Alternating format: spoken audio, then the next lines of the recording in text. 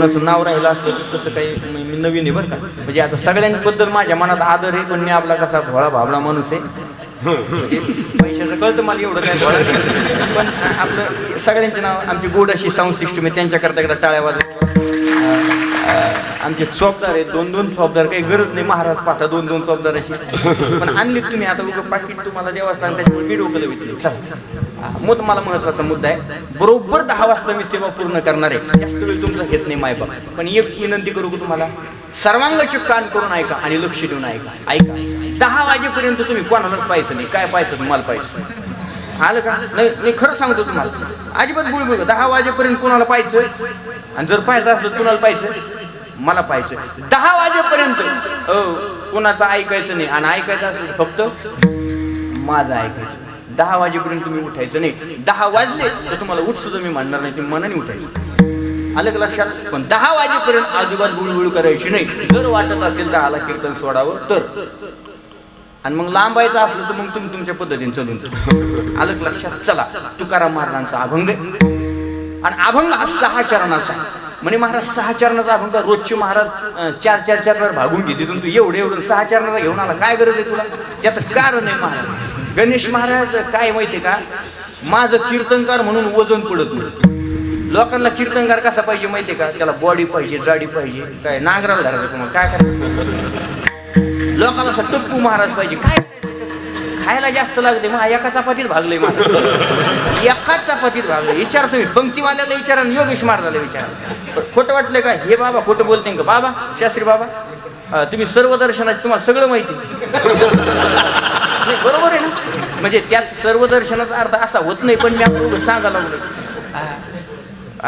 एका चपातीवर खात नाही महाराज. लोकांना जाड महाराज पाहिजे, काय करायचं महाराज? हे आता सगळी ओळखीची माणसं आहेत महाराज. गणेश बाबा नवीन गावात कीर्तनाला गेलो आणि गाडीच्या खाली उतरलो की लोक धावत माझ्याकडे येतात आणि मला विचारतात कीर्तनकार पुढे, आणि मग मी कोणी? त्याच्यामुळं जाड माणूस मी कीर्तनाला सुद्धा संगण येतो. तुम्हाला खोटं वाटतं हे आमच्या संघ आलेलं गडी वाटतं का माय? असं का? आणि धोतर घालून तो येतच नाही, कारण धोतर घातलं की लोक त्याच्या पाया पडतात, मग दक्षिणा गायब. आलेले 2-4 रुपये ते गायब होते, त्याच्यापेक्षा नको. चला, आता मला मुद्दा महत्वाचा सांगायचा. ही सगळी ओळखीची मंडळी, गोड असं वातावरण आहे. आणि आल्याबरोबर छत्रपती शिवाजी महाराजाची पुतळा पाहिला महाराज. खरं सांगू, अंगाला काटा आला महाराज. आणि मला योगेश महाराजांनी, आमच्या कार्यकर्त्यांनी सांगितलं, महाराज प्रत्येकाची पुतळी आहे आमच्या गावात, टाळ्या वाजवा तुम्ही. आणि छत्रपती शिवाजी महाराजांची शिकवण आहे महाराज आपल्याला. आदर प्रत्येक जाती धर्माचा झाला, आदर प्रत्येक स्त्रीचा झाला पाहिजे, आणि आदर प्रत्येक समाजाचा झाला पाहिजे. ही छत्रपती शिवाजी महाराजांनी दिलेली शिकवण आहे, आणि ती तुमच्या गावात आल्यानंतर पाळलेली मला दिसली. म्हणून मनोभावे तुम्हाला होईलागड भूमीला माझे दंडवत आहेत महाराज, खरंच दंडवत. गोड असं वातावरण आहे. म्हणून चला, वेळ भेटला तर तिकडेही जाण्याचा प्रयत्न करू, थोडं शिवाजी महाराजांच्या चरित्राकडे. पण आज अभंग असल्यामुळे ठीक आहे, वेळ भेटला तर पाहू, मी काही जास्त वेळ घेणार नाही. चला, अभंग तुकाराम महाराजांचा आहे. आणि आजच्या अभंगाद्वारे जगद्गुरु तुकाराम महाराजांनी 5 साधनं सांगितली देव मिळवण्याची. माझं वाक्य लक्षणं नाही का? जन्माला आलेल्या प्रत्येक माणसानं काहीतरी ध्येय ठरवलं पाहिजे. ज्याच्या जीवनामध्ये ध्येय आहे त्याच्या जीवनाला किंमत आहे. ज्यानं आयुष्यात काही ध्येय ठरवलं नाही त्याच्या जीवनाला शून्य किंमत आहे, शून्य किंमत आहे. माझं वाक्य आहे का? मानवी शरीर आपल्याला मिळालेलं आहे, मानवी देह आपल्याला मिळालेला आहे, तो मोघम जगण्यासाठी नाहीये. मोघम जगायचं नाही. महाराज आमचे कबीर महाराज वर्णन करतात, आउट हात का मानव देह अल्लाने तुझ दिया. आउट हात का म्हणजे 3.5 हाताचं शरीर, भगवंतानं नाम, अल्लानं नाम, भगवंतानं परमेश्वरानं तुम्हाला दिलेलं आहे. तुम्ही काय केलं? खाया पिया सुख से सोया, नहा जमाना खोया. खाया पिया सुख से सोया, नहा जमाना खोया.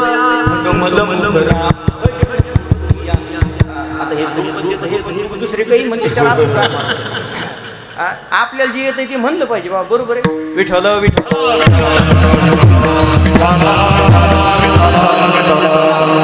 माझे लक्ष देऊन ऐका, कान उघडी ठेवून माझं बोलणं ऐका. मी अभंगाकडे येणार, लवकर येतोय अभंगाकडे, तुम्ही बी सावध राहा. महाराज, भगवंतानं शरीर दिलंय, तुम्ही संसार करा किंवा तुम्ही परमार्थ करा. तुम्हाला जर परमार्थात यशस्वी व्हायचं असेल तर तुमच्या समोर तुम्ही परमार्थिक ध्येय ठरवलं पाहिजे. तुम्हाला जर संसारात यशस्वी व्हायचं असेल तर तुम्ही सांसारिक ध्येय ठरवलं पाहिजे. तुम्ही परमार्थ करा किंवा तुम्ही संसार करा, जर तुमच्या जीवनामध्ये तुम्ही ध्येय ठरवलं नाही तर तुमच्या जीवनात तुम्ही यशस्वी होणार नाही आणि तुमचं जीवन शेवटपर्यंत जाणार नाही. एक वाक्य बोलू. आमच्या गणेश महाराजांनी ठरवलं गड्या की मला महाराष्ट्रातला 1 नंबरचा पखवाद वादक व्हायचंय आणि आज ते झाले. त्यांनी ध्येय ठरवलं. ऐका, ध्येय ठरवलं ते झाले. तुम्ही ध्येय ठरवता आलं पाहिजे. तुकाराम महाराज म्हणतात तुम्ही संसार आनंदानं करा. अहो, कोणत्या संसारिकाला वाटत नाही माझ्या दारात 4 व्हीलर गाडी असली पाहिजे, 2-4 एकर जमीन, 1-2 बंगले चांगले माझ्याकडे असले पाहिजे. पण हे जरी तुमचं ध्येय असेल, आणि मी पदरचं बोलत नाही, तुकाराम महाराज सुद्धा म्हणतात ज्याला संसार यशस्वीरित्या पार पाडायचा त्यानं संसारिकानं ध्येय ठरलं पाहिजे. काय व संसारिकाचं ध्येय? वाढावे संसार.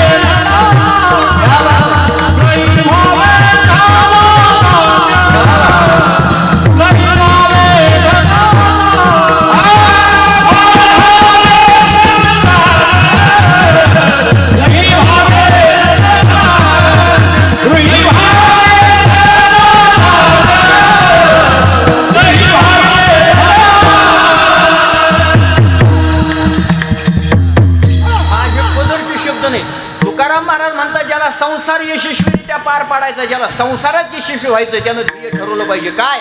वाढावे संतान आणि गृहे व्हावे धनधान्य. जसं परमार्थात यशस्वी व्हायचं असेल तर परमार्थिक ध्येय असलं पाहिजे. एक वाक्य सांगू, तुम्ही संसार करा किंवा तुम्ही परमार्थ करा, तुमच्या जीवनात जर तुम्हाला यशस्वी व्हायचं असेल तर तुम्ही काय ठरवलं पाहिजे? बोला, काय ठरवलं पाहिजे? ध्येय ठरवलं पाहिजे. ज्यानं स्वतःच्या जीवनात काहीच ठरवलं नाही, तुकाराम महाराज म्हणतात त्याच्या जीवनाला शून्य किंमत आहे. शून्य किंमत आहे. काही माणसं मोघम जगत आहेत महाराज. मी पदरचं बोलत नाही, ज्ञानोबरांचा ओवी सांगतो, गीतेतला श्लोक सांगतो.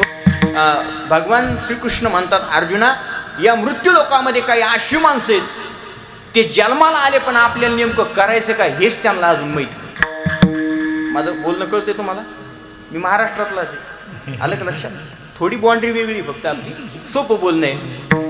भगवान म्हणतात अर्जुना, या मृत्यू लोकात अशी काही माणसं आहेत जन्माला आली पण आपल्याला काय करायचं हेच काही लोकांना माहिती नाही. याच्यासाठी भगवंताने एक शब्द वापरलाय गीतेमध्ये. काय हो?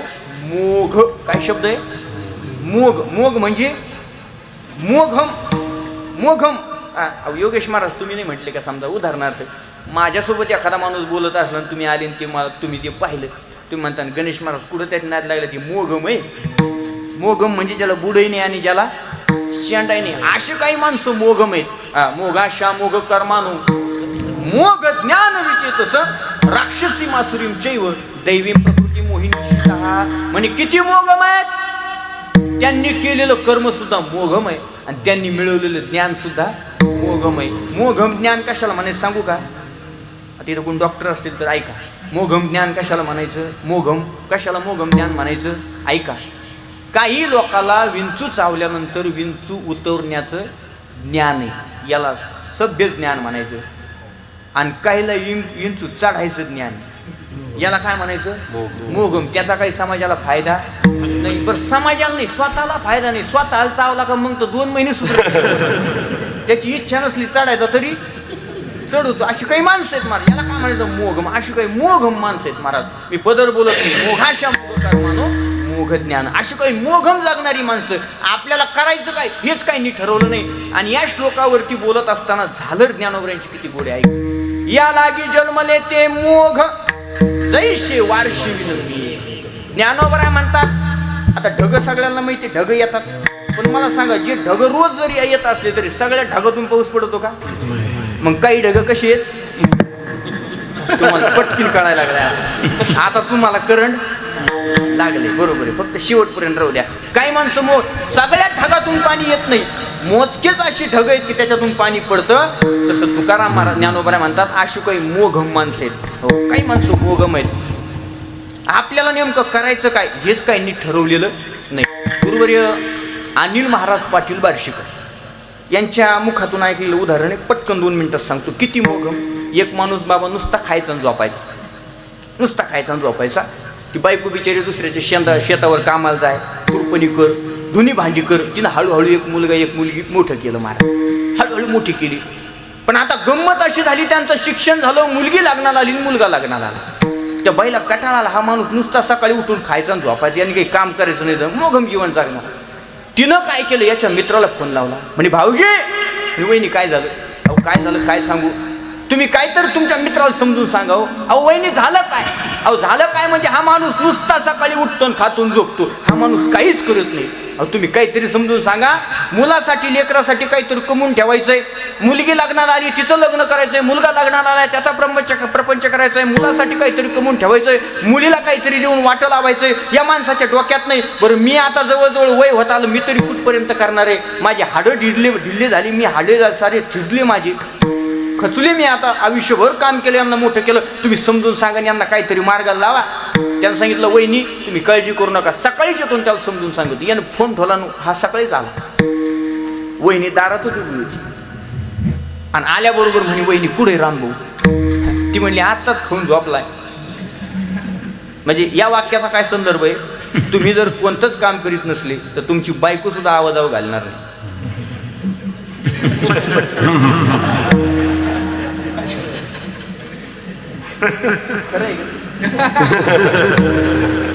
तुम्ही जर कोणत्याच कामाचे नसले तर तुमची बायको सुद्धा आवाजावर घालणार नाही. आणि मग अख्ख्या गावानं तुम्हाला मानावं याची अपेक्षा माणसानं अजिबात ठेवू. अरे गाव मानीन पण तू धोरणात आहे ना, तुला धोरण आहे का काही? आणि मला काय तुम्ही विचारलंच नाही, तू कोण आहे विचारणार? तुला काय करायचं विचारलं? असं केलं तुम्ही मला विचारलंच नाही, निघतो उगाचच महाराज काही बी आपलं कुठं बी. चला मला मेन मुद्दा सांगायचा आहे. काय चाललं होतं आपलं? ते म्हणते कीर्तन तर मला माहिती आहे, मग मी काय दत्तू तांबी हे का काय? मुद्दा काय चालला होता? राम भाऊ पुढे तिने सांगितलं आत्ताच खाऊन झोपलाय. आत्ताच काय केलं त्यानं? खाऊन झोपलाय. हात गेला त्यानं, दरवाजे वाजवला. हा रामभाऊ खाऊन झोपल्याला होता. त्यानं दरवाजे उघडला आणि श्यामरावनं रामभाऊ पाहिला. रामभाऊ कधी आला? बस बस बस खाटावर बसलो. आणि श्यामरावने विचारायला सुरुवात केली. म्हणे रामभाऊ कोणीकडे आज चक्कर लय दिवसाने आला? म्हणे श्यामराव काही कळतं कर म्हणे तुला? अरे झालं काय? अरे काहीतरी थोडंसं डोक्यात माणसानं विचार ठेवले पाहिजे. अरे त्या बाईने कुठपर्यंत जगायचं, कुठपर्यंत करायचं? मुलगा लग्नाला आला, मुलगी लग्नाला आली, त्यांचा प्रपंच, तू नुसता खातून झोपतो. अरे त्यांच्यासाठी कर ना, काहीतरी कर ना.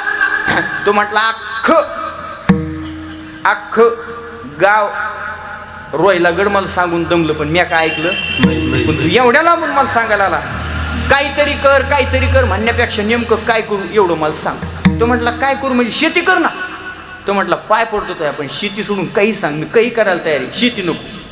तो म्हटला शेती का नको? तो म्हटला शेतीचं गणित ठरलेलं आहे, खर्च निश्चित उत्पन्न अनिश्चित. शेतीचं काय गणित आहे? खर्च जेवढा करायचा तेवढा करायचा, पण त्याच्यातून पदरात किती येईल मार्जिन आहे का? खोटं नाही बोलत महाराज, प्रत्येक धंद्यात मार्जिन ठरलेलं आहे.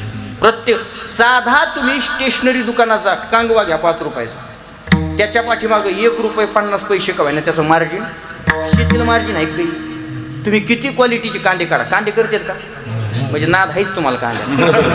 बरं चला, कांदे तुम्ही बाजारात नेले आणि जर ते मार्केटमध्ये मांडले 70 रुपयाच्या कमी भावच घ्यायचा नाही म्हणले, ते म्हणते अशी आणली तशी ट्रक माग घेऊन जा. का? पिकवणं आपल्या हातात आहे पण त्याला भाव देणं आपल्या हातात नाही. शेती असा व्यवसाय. त्याला सांगितलं शेती सोडून काही सांग. तो म्हटला एक काम कर, शेती करू नको, 5-50 हजार कुणाकून तरी भांडवल म्हणून उसणं घे, त्याचा एखादा व्यवसाय धंदा टाक. तो म्हटला तुझं ऐकलं, 5-50 हजार घेतले उसने, धंदा टाकला, व्यवसाय टाकला, पुढं काय? तो म्हटलं पुढं काय? 5-50 हजाराचा व्यवसाय तुझा झाला, 2-4 महिन्यातून त्या धंद्यातून तुला 5-50 हजाराचे 1-2 लाख रुपये भेटतील. तो म्हटलं आले 1-2 लाख, पुढं काय? तो म्हटलं पुढं काय म्हणजे? ते 1-2 लाख रुपये तो खर्च नाही करायचे, मग पुन्हा त्याच धंद्यात गुंतवायचे, धंदा वाढायचा, व्यवसाय मोठा करायचा. म्हटला केला व्यवसाय मोठा, गुंतवले 1-2 लाख रुपये, पुढं काय? म्हणजे 1-2 लाख रुपये त्या धंद्यात गुंतवल्यानंतर 2-4 महिन्यानं तुला काय 10-15 लाख रुपये त्याच्यातून भेटतील. तो म्हटलं गुंतवले पैसे आले 10-15 लाख, पुढं काय? म्हटलं 10-15 लाख रुपये आले का पुन्हा त्याच धंद्यात गुंतवायचे, धंदा वाढायचा. म्हटलं गुंतवले, वाढवला धंदा, पुढं काय? तो म्हटलं पुढं काय म्हणजे? अरे त्या 10-15 लाखाचे तुला जवळजवळ 5, 50, 70, 80 लाख रुपये भेटतील. तो म्हटला मिळालेले 70-80 लाख रुपये, पण पुढं काय? तो म्हटला वेडा आहे का? 70-80 लाख रुपये जर तू एखाद्या धंद्यात गुंतवले तर तुझ्याकडे 2 कोटी रुपये भेटतील. म्हटला झाले 2 कोटी रुपये, 3 कोटी झाले, 5 कोटी झाली, पुढं काय? तो म्हटला पुढं काय म्हणजे सुंदर एखादा बंगला बांधायचा, 4 व्हीलर गाडी घ्यायची, पुरीस लग्न करायचं, पोरास लग्न करायचं आणि उरलेले पैसे पुन्हा धंद्यात गुंतवायचे. तो म्हटलं बघ तुझं ऐकलं, 2-4 कोटी धंद्यात गुंतवली, भरपूर पैसा आला, 5-6 कोटी रुपये आले, बंगला बांधला, गाडी घेतली, पुरीस लग्न केलं, पोरास लग्न केलं आणि उरलेले पैसे पुन्हा त्याच धंद्यात गुंतवले, पुढं काय? तो म्हटला पुढं काय म्हणजे? अरे एवढं सगळं झाल्यानंतर कोट्यानी पैसा जर तू एखाद्या धंद्यात गुंतवला तर तू अब्जाधीश होशील, बरोबर आहे? कोट्याधीश झाल्यावर तर अब्जाधीश असते, आपल्याला माहितच नाही, एवढे आलेच नाही आलं हे बघ किरपा सांगायचं आपण अब्जाधीश होशील. आणि अब्जाधीश झाल्यानंतर तुला काही गरज आहे का? तो म्हटला तुझं ऐकलं, झालो अब्जाधीश एकदाचा, पण पुढं काय? तो म्हटला अरे अब्जावधी पैसा तुझ्याकडे आला, तू जर अब्जाधीश झाला तर तुला काहीच करायची गरज नाही, एका जागेवर बसून खाशील. आणि तो म्हटला मग मी आता काय करू? आता माझं काय चालू आहे? एका जागेवर बसून खाणंच चालू. त्याच्यासाठी धंदा टाका, पैसे जमा करा आणि एवढंच करा, काय गरज आहे? एका जागेवर. मला मुद्दा सांगायचा काय, काही अशी माणसं आहेत महाराज की त्यांनी आपल्याला आयुष्यात काय करायचं हे ठरवलेलं नाही. पण माझं वाक्य पुन्हा ऐका, तुम्ही परमार्थ करा किंवा तुम्ही संसार करा. माणसानं काहीतरी ध्येय ठरवलं पाहिजे. मग संसारिकाचं ध्येय आपण पाहिलं, परमार्थिकाचं काय ध्येय? तुका म्हणे जन्म आले विठ्ठलचे कधी खली देव मिळवणं, परमार्थिक नाही. परमार्थाचं काय ध्येय? मग परमार्थिक ध्येय मनामध्ये ठेवून आणि देव मिळवण्याची इच्छा मनामध्ये ठेवून, देव मिळवण्याचं ध्येय मनामध्ये ठेवून काही साधक मंडळी तुकाराम महाराजांच्या समोर आली. तुकाराम महाराजांना नमस्कार केला, म्हटले महाराज तुमचं आम्हाला कळालं की परमार्थिक माणसानं देव मिळवला पाहिजे, त्यानं ध्येय आपल्या जीवनात ठेवलं पाहिजे. पण महाराज तुमचं ऐकल्यानंतर आम्ही सुद्धा परमार्थाला लागलो ना, आमच्या जीवनात आम्हाला देव मिळवायचं, आमचं ध्येय आता ठरलेलं आहे. पण महाराज एक सांगू का, तुमच्यासारखा परमार्थ आम्ही नाही करू शकत महाराज. तुम्ही कधी भंडारा, कधी भामचंद्र, कधी गोराडे डोंगरावरती जायची महाराज. अरे संसाराच्या नावे घालून या शून्य आणि वाढता पुण्य धर्म केला, एवढा कडक परमार्थ तुम्ही केला. घरच्यांनी निंदा केली, गावातल्या लोकांनी त्याग केला, कोपला पाठवलं, गावीचे हे लोक आता माझं भीक. गावातली लोक तुम्हाला चांगली म्हणत नव्हती महाराज, तुम्हाला एवढा त्रास दिला. अरे उकळतं पाणी तुकाराम महाराज तुमच्या अंगावरती लोकांनी टाकलं, पण तुम्ही शब्द बोलले नाही महाराज. एक वेश्या तुमच्याकडे पाठवली तरी तुकाराम महाराज तुम्ही बोलले नाही, एवढा तुमचा कडक परमार्थ आहे. पण खरं सांगू का महाराज, तुम्ही जसा देव मिळवलाय ना तसा देव आम्हाला सुद्धा मिळवायचा आहे हो. पण तुमच्यासारखा कडक परमार्थ आमच्याच्यानं होणार नाही. मग तुकाराम महाराज म्हटले त्याचं टेन्शन तुम्ही कशाला घेता? तुम्हाला जर खरंच देव मिळवायचा असेल तर मी तुम्हाला देव मिळवण्याची अत्यंत सोपी आणि सुलभ अशी एक नाही तर 5 साधनं सांगतो. त्यातलं पहिलं साधन अभंगाच्या पहिल्या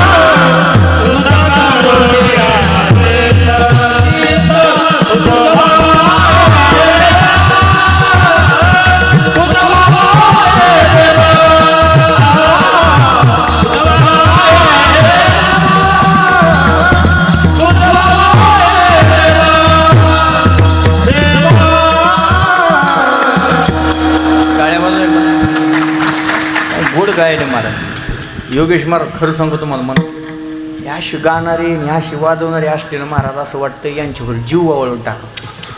आणि टाकला असता पण आपला जीव तेवढा नाही, त्याच्या माणसानं आपल्या जीवाप्रमाणेच वागलं पाहिजे. त्याच्यामुळं मी काय तेवढं करू शकत नाही, पण तुम्ही माझी भावना समजून नाही. तुम्ही खरंच गोड आहे. चला भावे गावे गीत शुद्ध करून या चित्त. ऐका बरं का, तुकाराम महाराज म्हणतात देव मिळवायचा.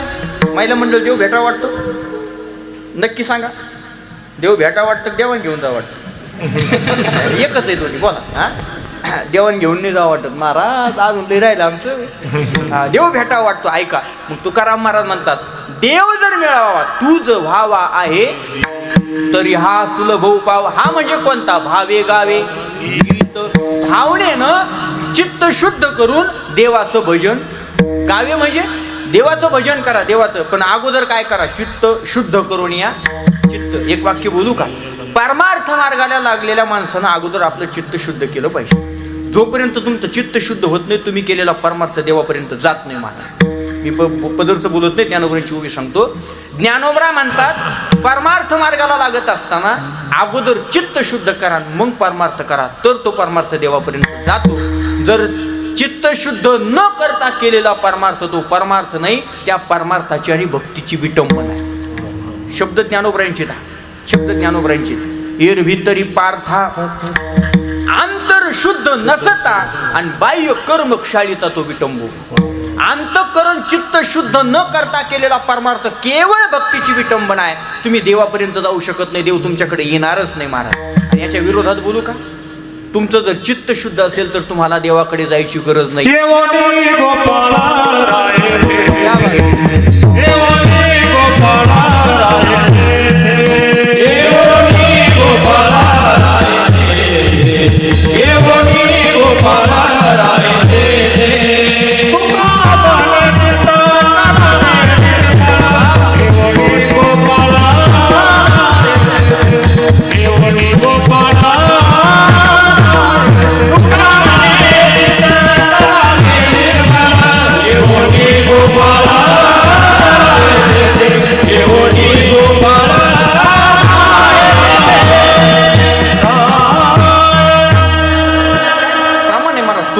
चित्त करा रे निर्मळ, तुम्हाला देवाकडे जायची गरज नाही. देव स्वतः तुमच्याकडे येतो महाराज. का?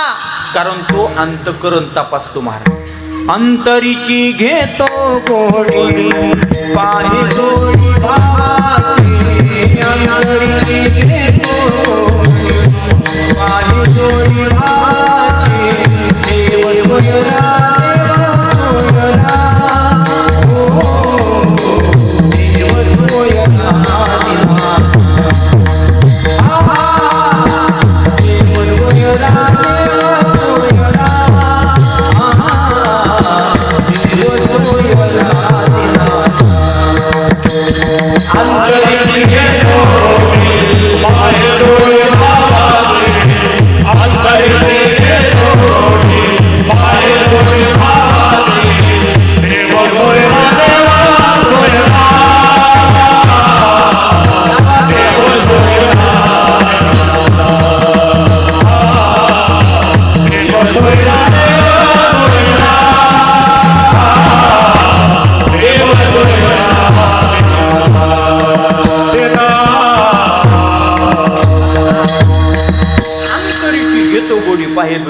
देव अंतःकरण पाहतो, तुमचं चित्त पाहतो. तुम्ही किती कडक कपडे घातले, तुम्ही किती चांगले दिसता, तुमच्याकडे कोणती गाडी, किती बंगले, किती एकर जमीन आहे, काहीच घेणं नाही देवा. काही न लगे एक भावाची कारण तुका म्हणे आनंदितो. तुम्ही देवावर प्रेम करता की नाही फार महत्वाचं आहे. तुमचं चित्त शुद्ध पाहिजे, तुम्हाला देवावर प्रेम करता आलं पाहिजे. काय लागतो महाराज देवाला? देवा कारणे भाव द्यावे न लगे फारसे, झाले एक चित्त तरी एवढ्यासाठी नका करू. काही लागत नाही महाराज. तुम्ही चित्त शुद्ध करून देवावर प्रेम करायला शिका महाराज.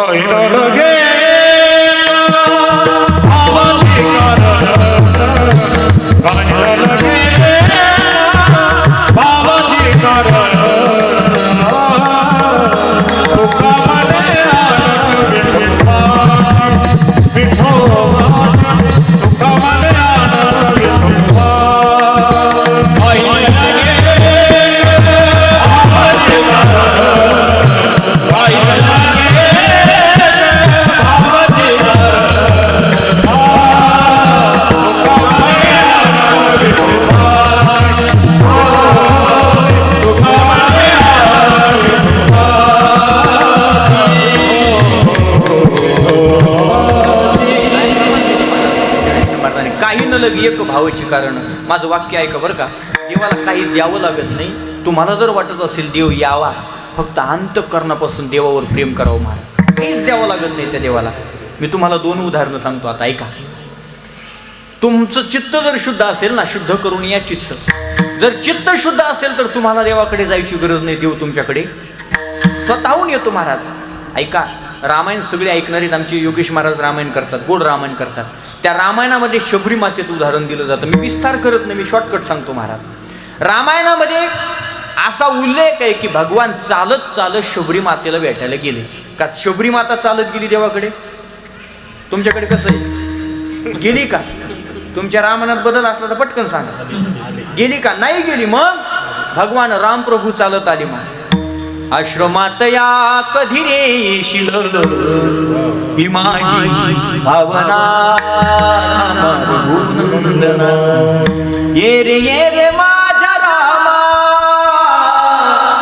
ओ ती शबरी माता वाटत जब मेरी रामजी का आवड आणि शबरी की कुटी का पावन होता. ऐका, का तिनं चित्त शुद्ध करून देवावर प्रेम केलं, देव आले. याच्या पुढचं सांगतो. झालं रामायण बाजूला करा. श्रीमद भागवतामध्ये एवढं गोड प्रसंग आहे महाराज. आता तो प्रसंग फार विस्तारित आहे, पण मी शॉर्टकट सांगतो, एवढा वेळ नाही आपला. श्रीमद भागवतामध्ये पांडवांना 13 वर्षाचा वनवास सांगितला महाराज. ऐका बरं का, किती वर्षाचा? 13 वर्षाचा. 12 वर्षाचा वनवास आणि 1 वर्षाचा अज्ञातवास. 13 वर्षाचा वनवास पांडवांनी भोगला. आणि पांडव दुर्योधनाच्या समोर गेले आणि सांगितलं, दुर्योधना आमचं राज्य आम्हाला देऊन टाक. दुर्योधन म्हणला, देणार नाही, असंच मागं फिरा. आता पांडवांना देव सोडून दुसरा काही वारी नाही. ते धावत धावत कुठं आले? भगवान श्रीकृष्णाकडे आले आणि सांगितलं, देवा अरे दुर्योधन आमचं राज्य आम्हाला देत नाही, आम्ही 13 वर्षाचा वनवास भोगलाय रे. देव म्हटले, मग तुमची काय इच्छा, मी काय करू? काही नाही, आमची शिष्टाई करण्यासाठी जा. आणि देव भगवान श्रीकृष्ण रथात बसले, शिष्टाई करण्यासाठी कुठं निघाले? हस्तिनापूरला. ऐका बरं का, हस्तिनापुराला गेले. आणि हस्तिनापुरात गेल्यानंतर भगवंताचं स्वागत झालं. विस्तारित प्रसंग आहे. स्वागत केलं, दुर्योधनाच्या महालामध्ये गेलं. भगवंतानं उद्धवाला सोबत नेलेलं होतं. प्रसंग ऐकलेला तुम्ही, पटकन सांगतो. उद्धवजीला सोबत घेतलं आणि दुर्योधनाच्या महालात देवानं प्रवेश केला. दुर्योधनानं पाहिलं की समोरून उद्धव आणि भगवान येत आहेत. दुर्योधनानं भगवंताचं स्वागत केलं. महाराज बसायला आसन टाकलं, पण देवानं सांगितलं, मला बसायला वेळ नाही, मला लई गडबड आहे, जरा पुढं अजून करणं, पुढे बहुत भरपूर राडा घालायचा आहे मला, पुढं अजून एवढ्यात कसं काय जमन, मला काय वेळ नाही. दुर्योधन म्हणला, मग काय कामाने आले? म्हणे काय नाही, पांडवानं सांगितल्याप्रमाणे 13 वर्षाचा वनवास भोगलेला आहे. एक काम कर दुर्योधना, अरे त्यांचं राज्य त्यांना देऊन टाक. दुर्योधन म्हणला, देवा हे पाहुणे म्हणून आलाच, गप जेवण करा निघून जायचं, आमच्या भावकीच्या मध्ये पडायचं नाही. तो मधला बाण ठेवायचा की नाही, आम्ही आमचं पाहून घेऊ, तुम्ही काय डोकं लावता? तुम्हाला कोण सांगितलंय नसते उद्योग? तुम्ही अतिथी म्हणून आला, 2 घास खान निघून जा, तुम्हाला कोण सांगितलंय नसते उद्योग? देवानं सांगितलं, अरे दुर्योधना एवढा अहंकार चांगला नाही. कारण दुर्योधनाला अहंकार होता कशाचा? सत्तेचा आणि संपत्तीचा. माझं वाक्य लक्ष देऊन ऐका. देवानं दुर्योधनाला उदाहरण दिलं. कुणाचं? रावणाचं. देवानं सांगितलं, दुर्योधना सत्तेचा आणि संपत्तीचा अहंकार माणसाला कधी मातीत घालील सांगता येत नाही. फक्त माणसानं आयुष्यात कधीच सत्तेचा अहंकार आणि संपत्तीचा अहंकार करायचा नाही. कारण एक सांगू, सत्ता आणि संपत्ती रावणाकडे पण होती, पण शेवटी तुकाराम महाराज म्हटले, तुका म्हणे ज्याची संपदा एवढी सांगा ती कवडी.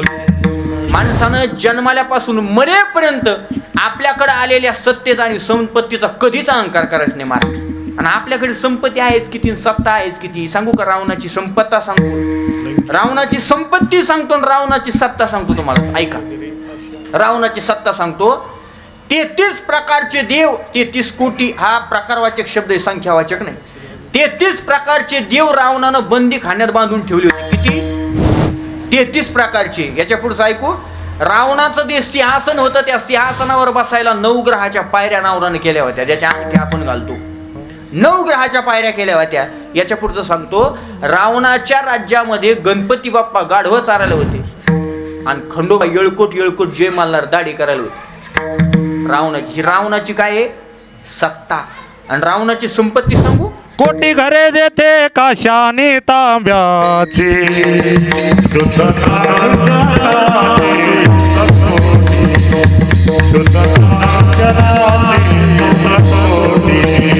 कोटी घरे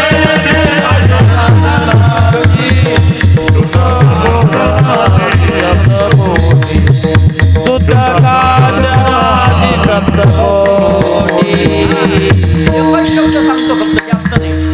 पहिली संपत्ती सांगू, सत्ता पाहिली. संपत्ती किती होती? शुद्ध कांचनाची 7 कोटी. 7 कोटी घर शुद्ध सोन्याची राजा रावणाची होती महाराज.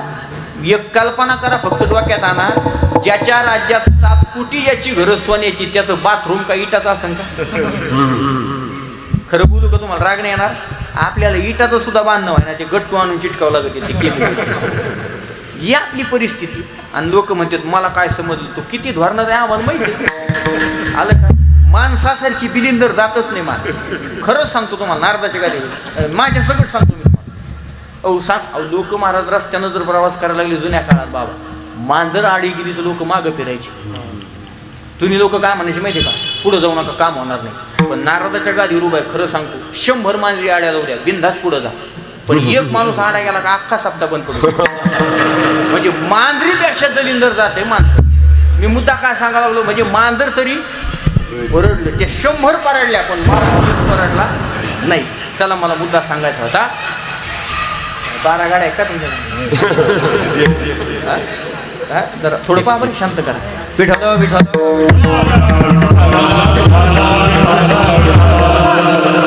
श्रीमंत रावण आहे महाराज. सत्ता होती, संपत्ती होती, पण तुका म्हणे ज्याची संपत एवढी सांगा ती कवडी गेली नाही. माझी हात जोडून विनंती आहे, माणसानं सत्तेचा आणि संपत्तीचा कधीच अहंकार करायचा नाही. संपत्त आणि सत्ता आपल्याला कधीच मातीत घाली सांगता नाही. गीत फार गोड आहे पहा. मला काही एवढं गायन येत नाही, पण ही सगळी वाजवणारी चांगली येत आणि गाणारी चांगली येत म्हणून प्रयत्न करतो. हरी मानवा तू विसरू नको तुझ्या सत्य निर्लीला. हे मानवा तू विसरू नको तुझ्या सत्य निर्लीला. अरे गर्वाने तू फुगू नको आपल्या या छातीला. अरे तुझ्या परी भले भले तुझ्या परी भले भले यमा